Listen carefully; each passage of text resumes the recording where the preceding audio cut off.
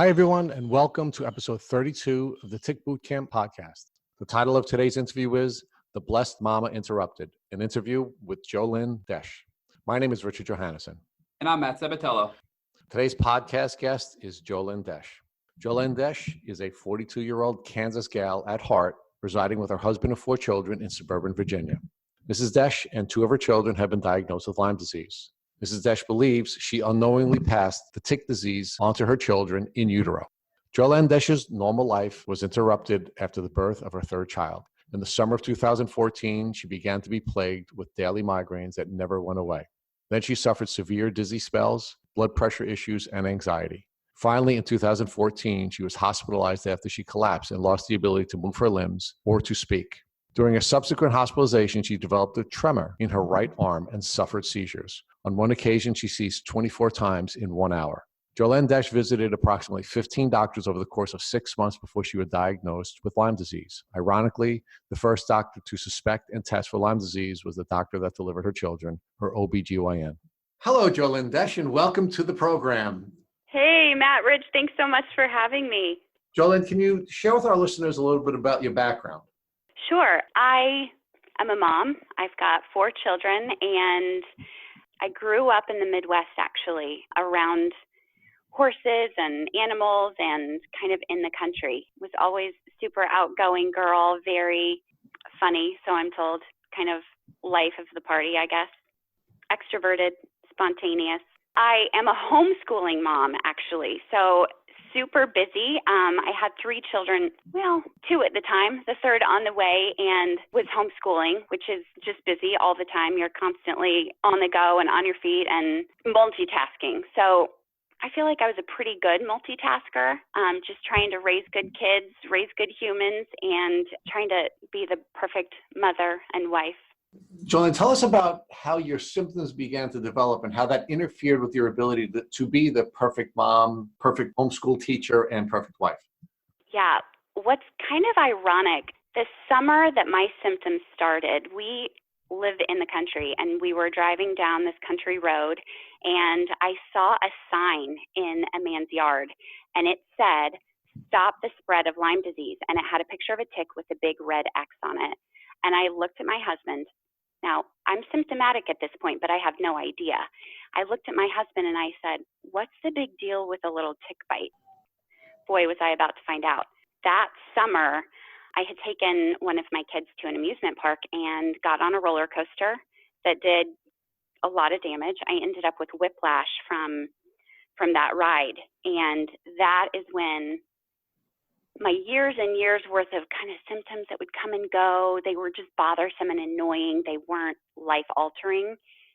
Everything changed after that whiplash. And it just triggered this downward spiral into symptoms that became life altering and debilitating.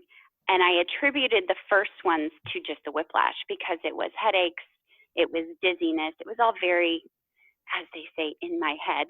But it was getting worse and worse. I was so dizzy all the time that I would have to hang onto the wall or hang onto the counter.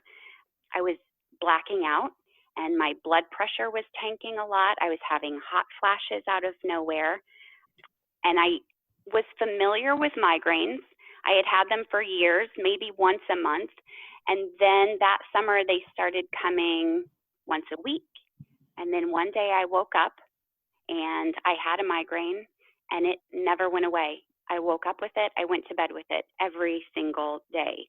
And so at that point, it became this, how are we going to deal with these migraines? What are we doing with these migraines? And I just attributed it to this accident on the roller coaster, not really thinking that, you know, the hot flashes had anything to do with that. I thought, oh, maybe I'm just at that age and getting hormonal. There were all these little symptoms that I wasn't really connecting the dots that they were. And then in November of 2014, I was standing in the kitchen and had just opened the refrigerator and I fell backwards and I collapsed in my husband's arms and we thought I was having a stroke. I went paralyzed. I couldn't speak. Initially, as I was trying to speak, it was all very slurred, but eventually the speech completely left me. I couldn't move. I couldn't walk. And so we immediately rushed me to our local emergency room. And yeah, that's the story. So in the emergency room, they were able to determine, no, it's not a stroke. But at that point, I couldn't stand up. I was falling over. I was losing feeling in my arms and my legs. And they discharged me. I had been in the emergency room for 3 or 4 hours. And because I was now conscious and awake, even though I could no longer stand up on my own, they discharged me. And they said, just swing by CVS for some Dramamine. So, Jolynn, the criteria for you being discharged from the hospital after several hours was you were alert and could speak, and it didn't matter the fact that you couldn't walk on your own, and you basically needed assistance to even walk out of the hospital. Exactly. They had to wheel me out of the hospital, but the fact that all my labs came back normal, all my scans showed nothing, they thought I was dizzy. At that time, Jolynn, what were you thinking? What was your husband thinking? What was going through your minds? What the heck is wrong with me? We left the emergency room and I said, don't you dare go by CVS.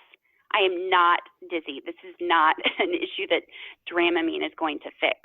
I knew then that there was something wrong with me and they were missing it.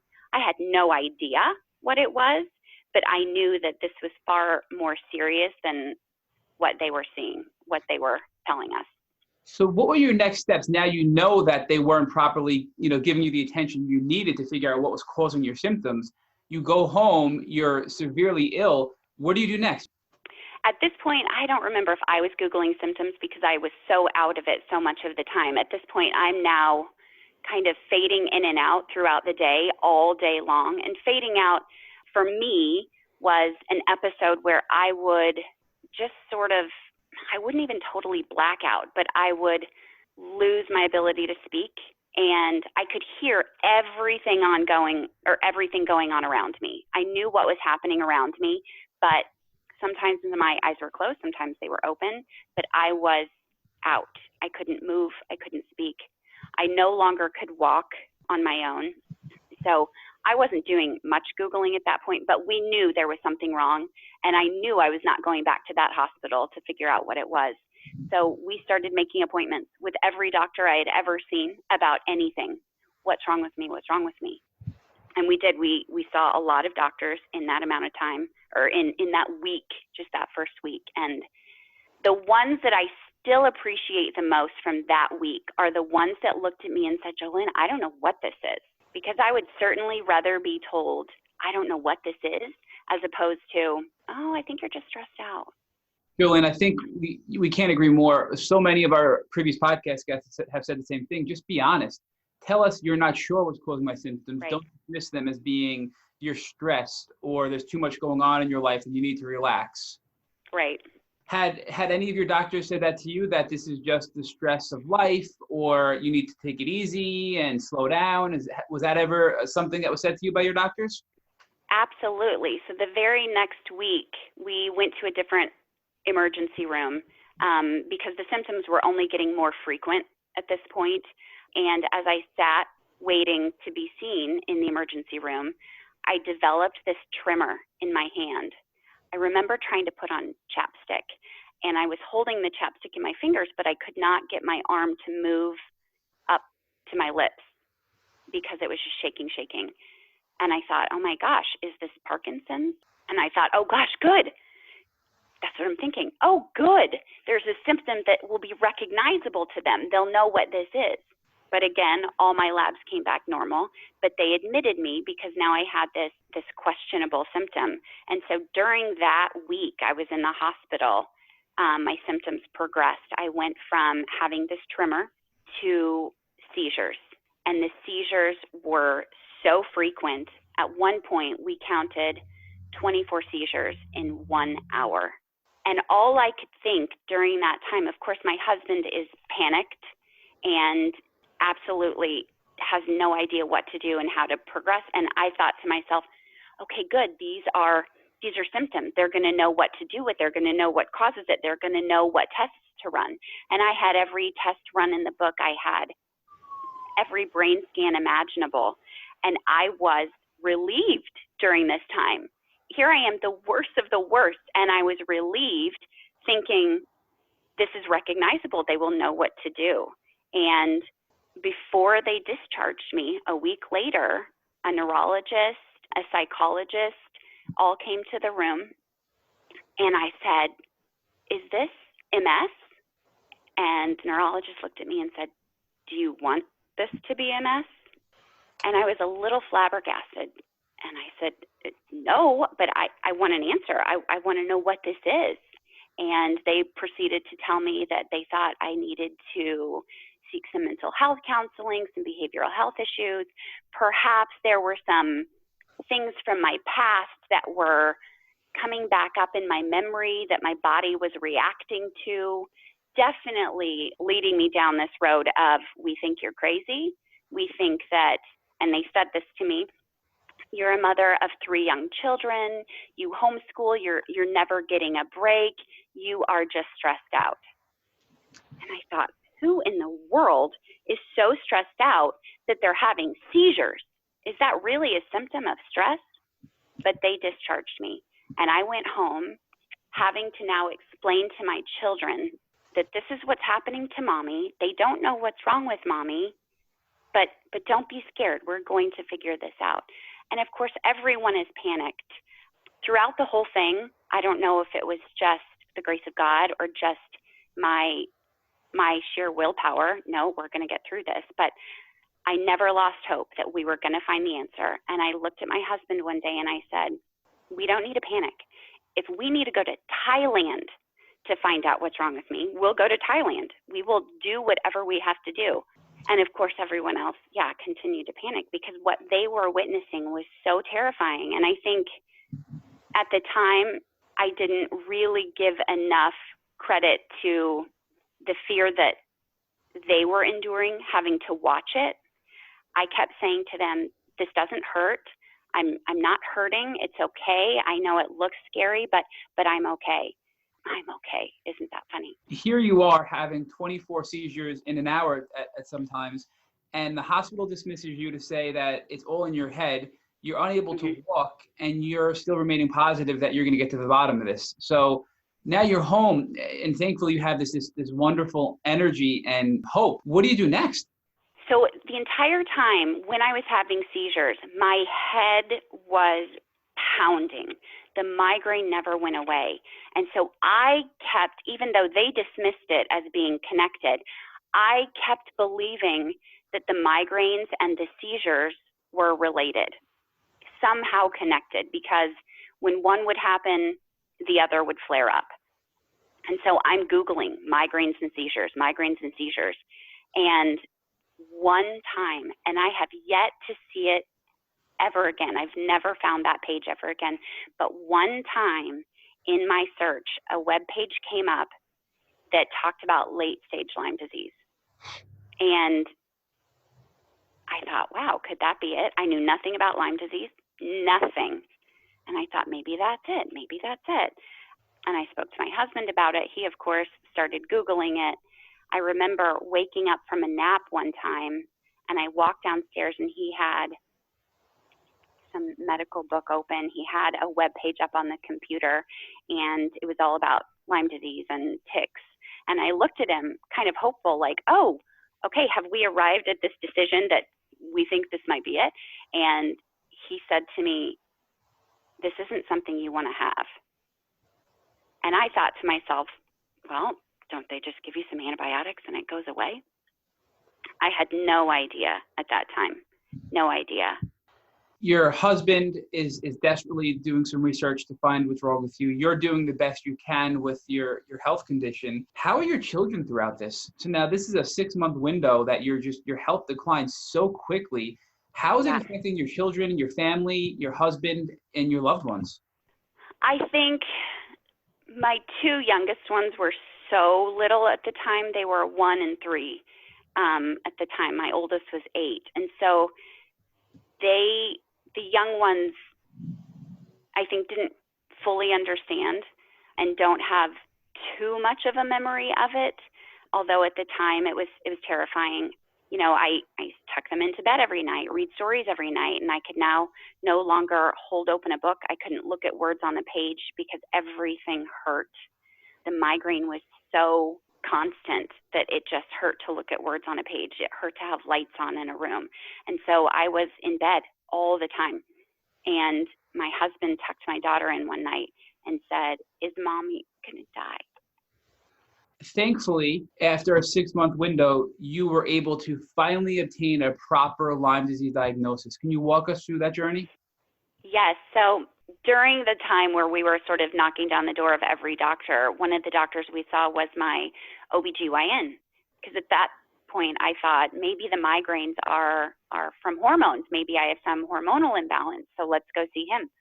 And he was the first one in this long string of doctors to say, maybe this is Lyme. I don't know if this is Lyme because that's not my area of expertise, but I know that Lyme doesn't look like anything typical.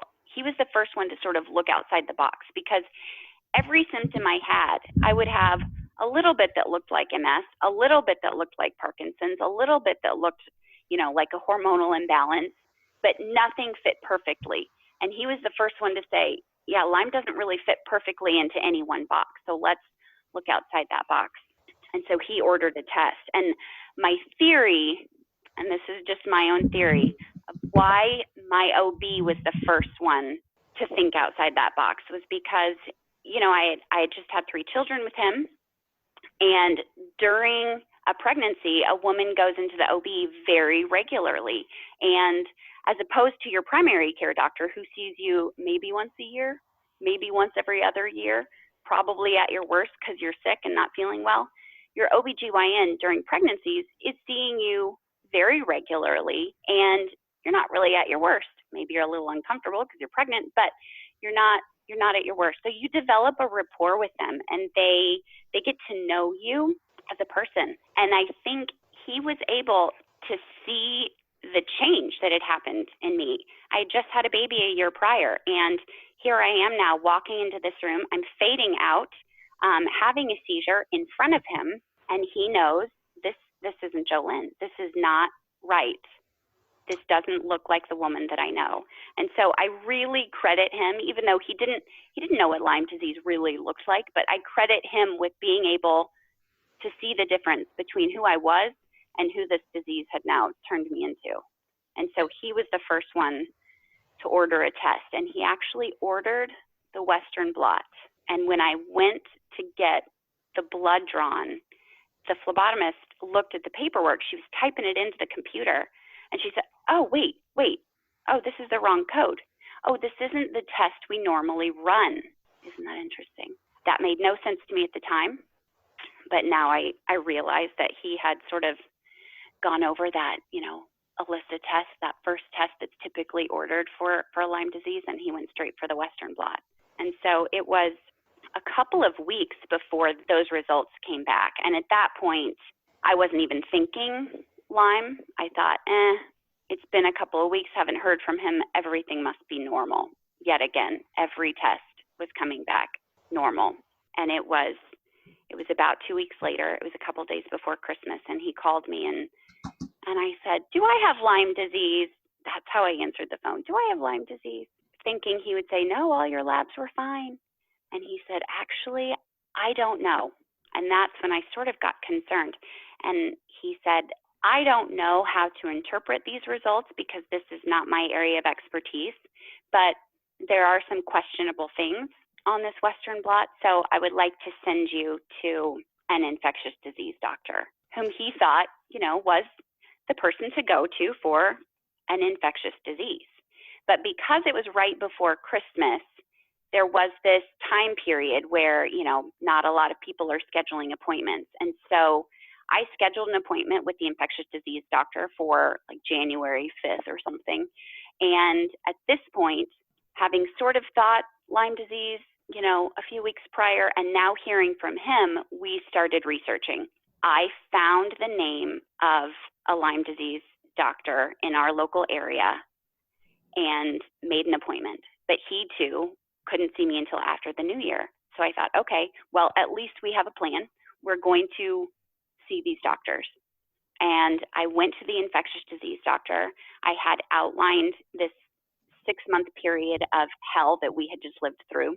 He looked at the Western blot and he said to me, well, I don't know what it is, but it's not Lyme disease. And he reached out his hand, shook my hand and said, good luck to you. And that was it. He walked out of the door. Jolynn, what did that feel like, leaving that office, thinking that you finally had an answer and it was likely Lyme disease, to be told from a specialist that you should be telling you if you had Lyme or not, that it wasn't Lyme, good luck, move on to the next thing? I was pissed. My husband was outraged, but I knew in that moment, well, this isn't our guy. This isn't our guy. And my husband left there completely deflated, feeling like, great, we're never going to figure this out. But I knew a week later, I had an appointment with the Lyme disease specialist. And I had no idea what that would turn into. But I just looked at my husband and I said, he's not our guy. He doesn't know. I was mad. I felt like his bedside manner was completely lacking and he was very rude. That's all he said after, this detailed 6-month history that he offered no help, he offered no comfort, he offered no guidance.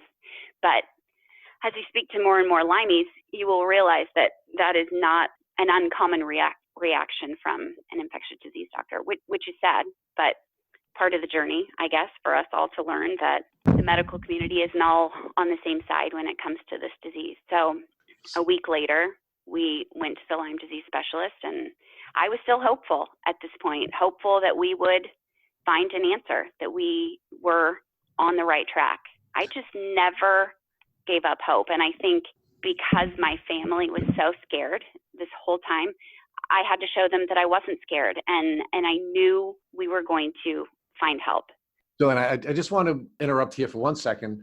We interviewed a woman named Randy Goodman a couple of weeks ago. She started an organization called Think Lyme. And one of the things that I keep thinking as you're sharing your story is, what is your theory about why you went to so many doctors and none of them thought Lyme? Well, I think there's a lot of different answers to that question. My Lyme doctor once said to me, because I was angry at every doctor that tried to brush me off. I was angry that I was told so many times that this was just stress or that I needed mental health counseling. I was angry. And he said to me, not all doctors know what Lyme looks like because we aren't trained to see Lyme as looking anything like what you're presenting. And it was that kind of perspective that gave me this sense that I can't hold a grudge. I can't be angry at all of them, because for some of them, this is no fault of their own that they don't know. They weren't being taught. They weren't being trained to see that Lyme is more than a bullseye rash. And I think perhaps seeing more and more people come through their door, that's how my Lyme doctor became a Lyme doctor. There were enough sick people coming through his door with all these questionable symptoms that no one knew what to do with, that he started thinking Lyme. And I think slowly but surely, maybe over who knows how many years it will take, but we will start to change the perception of what Lyme disease looks like to all these doctors that didn't know. Because some aren't trying to be arrogant, although there are some that are. Some of them just don't have the knowledge. Jolynn, now that you finally have a Lyme disease, test and, debatable whether or not it's positive, when you went to see your Lyme literate doctor, can you describe that experience and how that was different from all of your other doctor visits? Yes. So the very first thing that was noticeably different was he wanted all my medical records, which took a long time to get because I had now seen at least 15 doctors just in this 6-month period.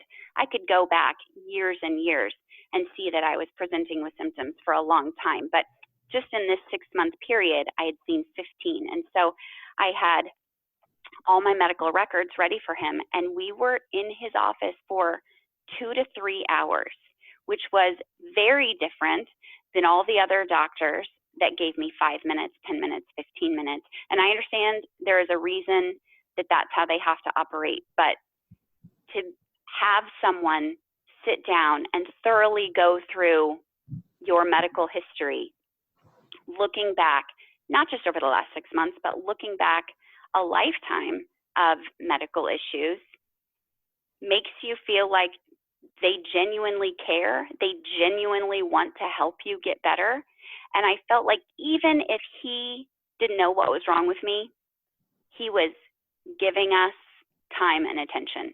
And that was something that was lacking in all those other 15 doctors that we had seen. Jolynn, when you left that visit that day, did you walk away with a Lyme diagnosis? He said to me, so he wanted to run labs. You know, I'd had so many blood draws at this point. I felt like nothing was going to show anything, but he wanted to run labs and get the test results before he confirmed anything. But I said to him before we left, what is this? And he said, I want to wait till the tests are back.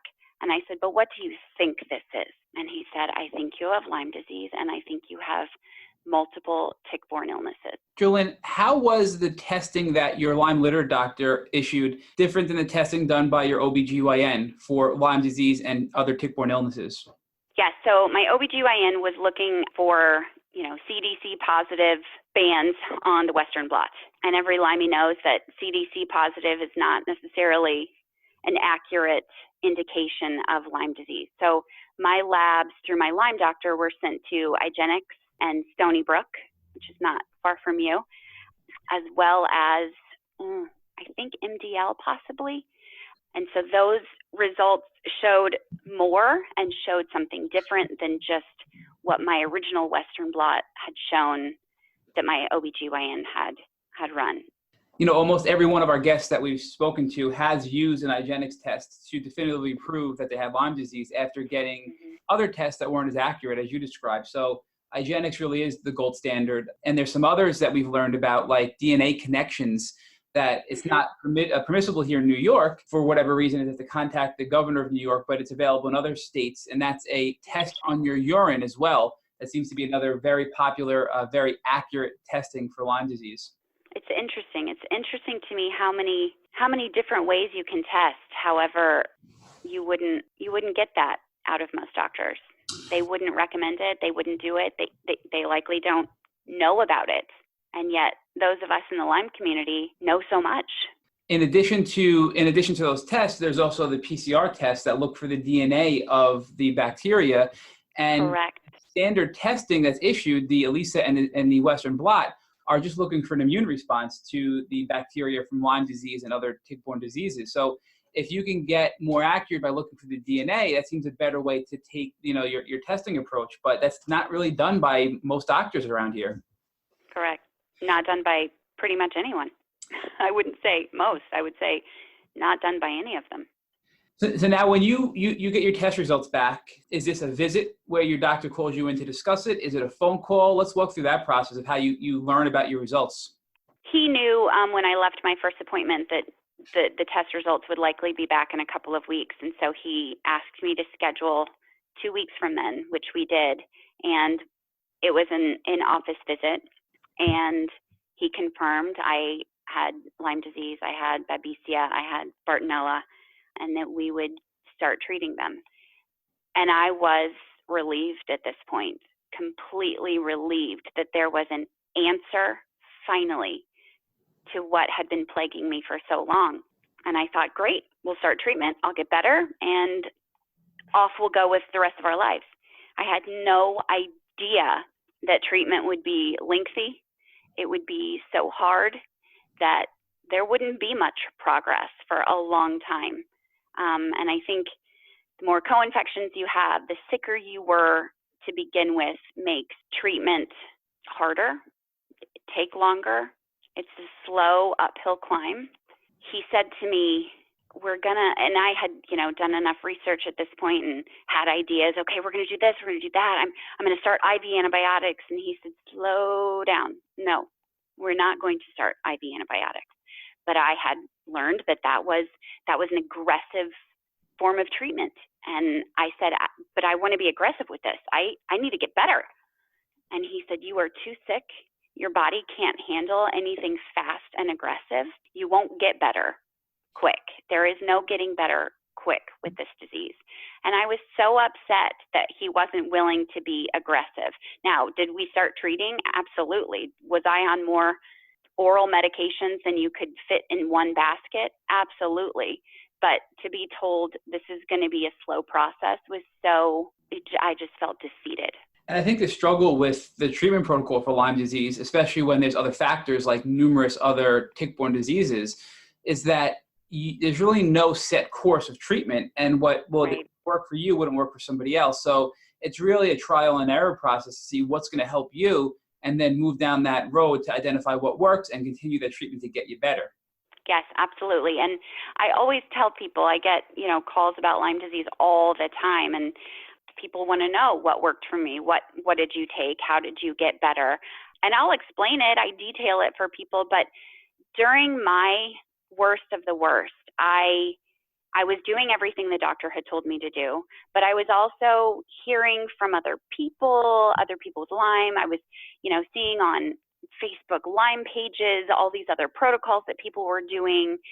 And like I said, I had no time to be sick. I had three young children. I needed to get better faster, and I thought we weren't doing that fast enough. So I started ordering online and getting on Amazon all these herbs and all these, supplements that I could add to it just to make it go faster.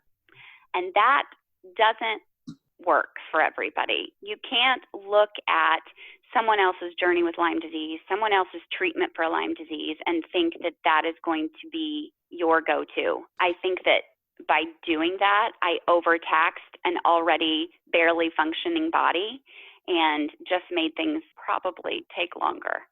In addition to the multiple antibiotics, the oral antibiotics that you took, the anti-malaria medication for the babesia, you also did a treatment called hyperbaric oxygen therapy, which really was your game changer. Can you talk more about that? Yes, absolutely. So about 6 months into treatment, I wasn't doing well. And they always say with Lyme treatment, you will get worse before you get better. I can't say I got worse per se, but there was definitely no progress.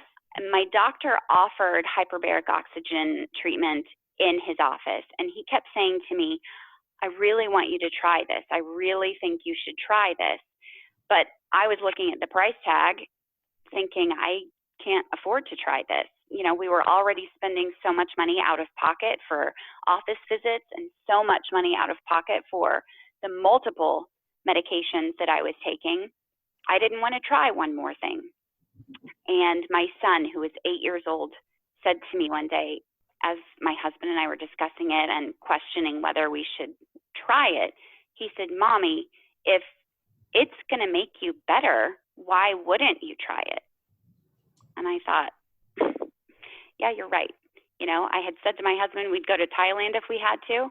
Why wouldn't I try this if there is possibly the hope of getting better? And so we signed up, and I had to travel to my doctor's office Monday through Friday for 1 month. And at this point, I was so debilitated I couldn't drive. So I was finding drivers. I was having friends and neighbors take me to places needing childcare to help, cover bases at home. But I was committed at this point. Okay, we're going to try this. And I was wheelchair bound at this point, bed bound if I were home.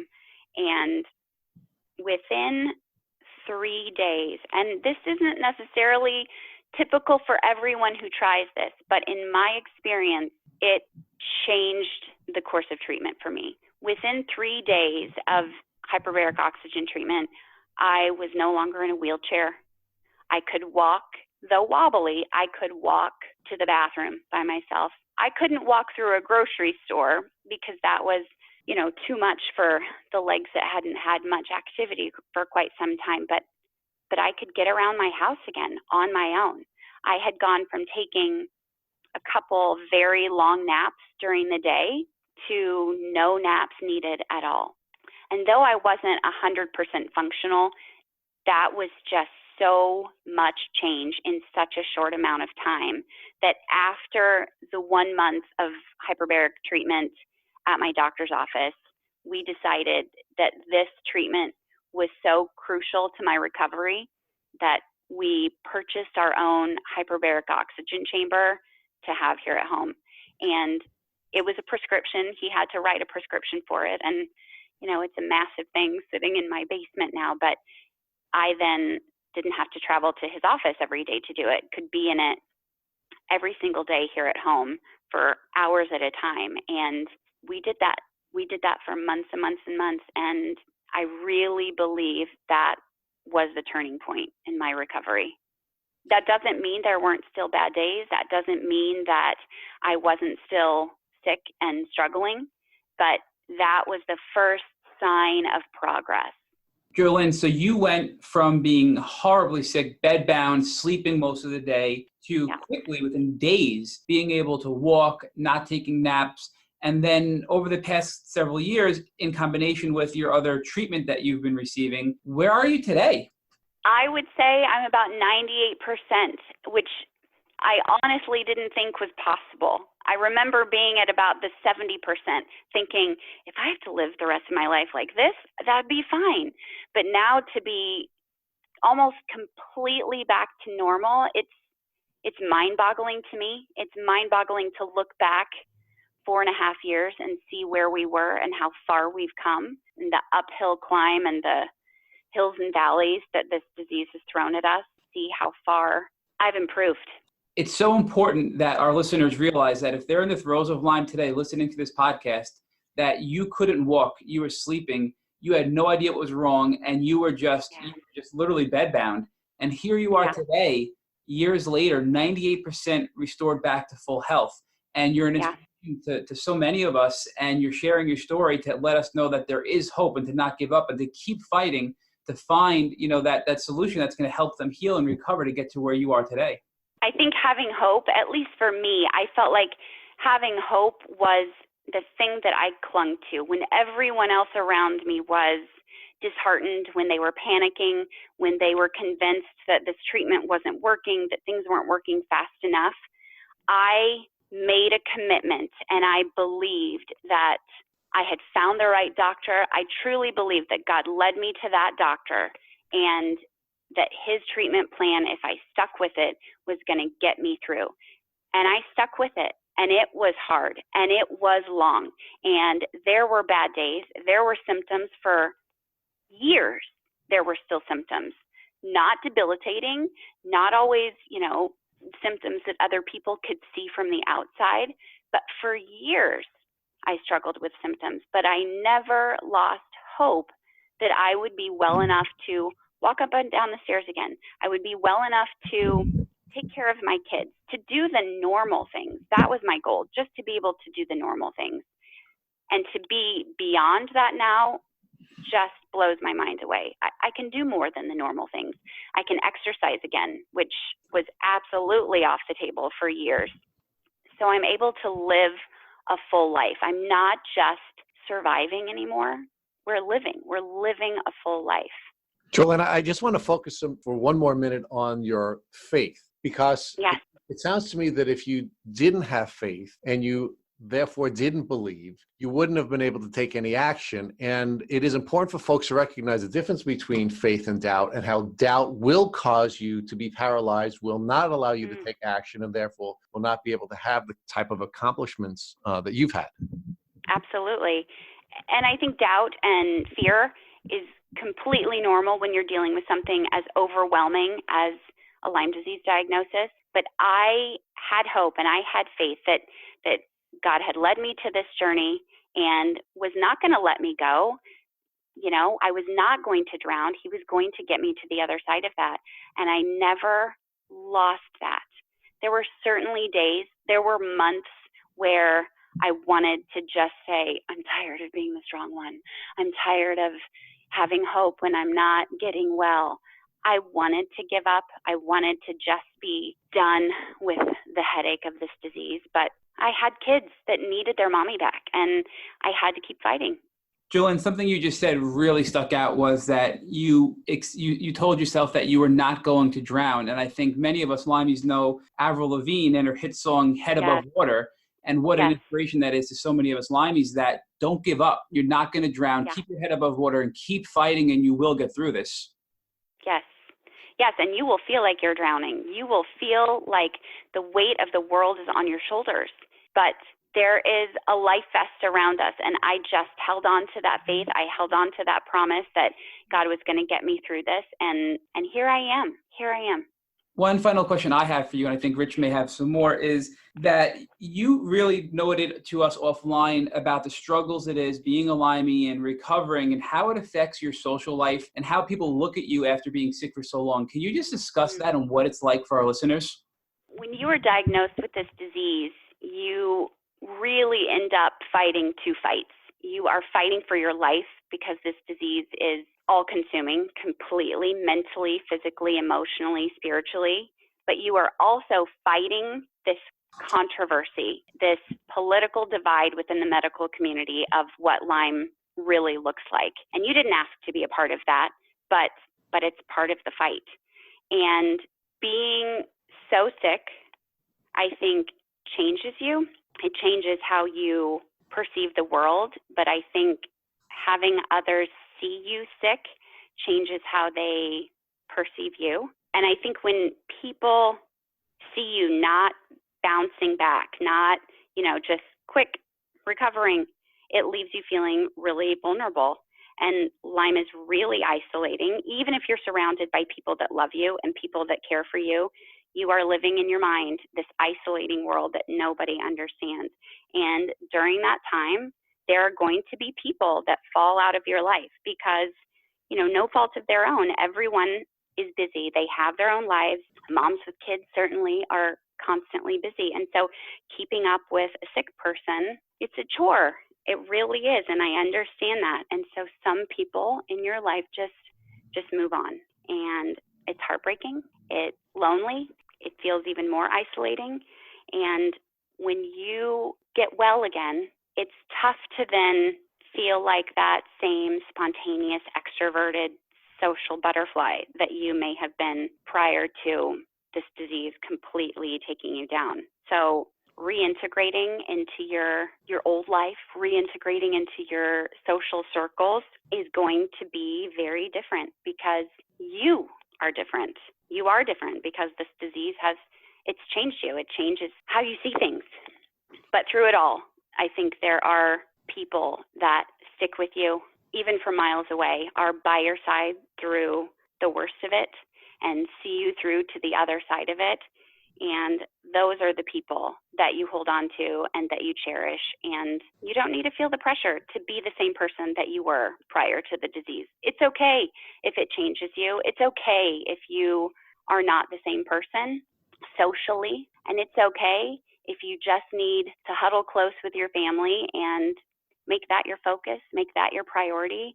And you're not necessarily that same social, eager to do it all kind of person again. And I'd like you to talk to us a little bit about how you were transformed in a positive way. What has changed in you that's different and positive as a consequence of this experience? It was tough at first to be so sick and to have people not understand what was making you sick. But once I started coming out of the fog, coming out of the gray cloud, I realized that my journey with this was worse than any other Lyme I had ever met, and still have yet to meet anyone who's been as sick as I was. And I'm not downplaying anyone else's symptoms, but just in my own personal life, of all the Lymes that I know, I haven't met anyone who had been as severely sick as I was. And I use that as a tool to help others prevent this from happening to their family, because tick bites and Lyme disease can be preventable. Tick bites can be avoidable.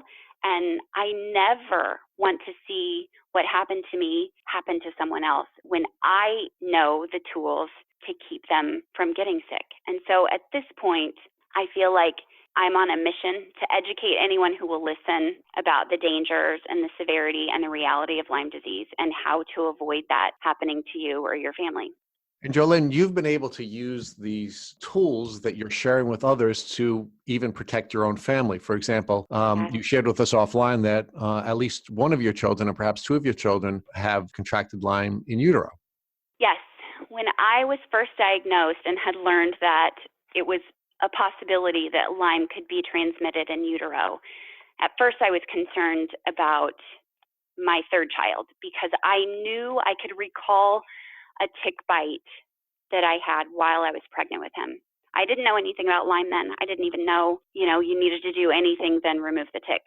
And so concerned that possibly that may have been the bite that transmitted all of this, I was concerned about him. I can look back now and see that for decades, I had been presenting with symptoms that were Lyme. At the time when I was diagnosed, I expressed my concern about he was 1 at the time, my baby, and said, I think he's sick. I want to make sure he's not sick. How do we test him? And my doctor said to me, you need to slow down.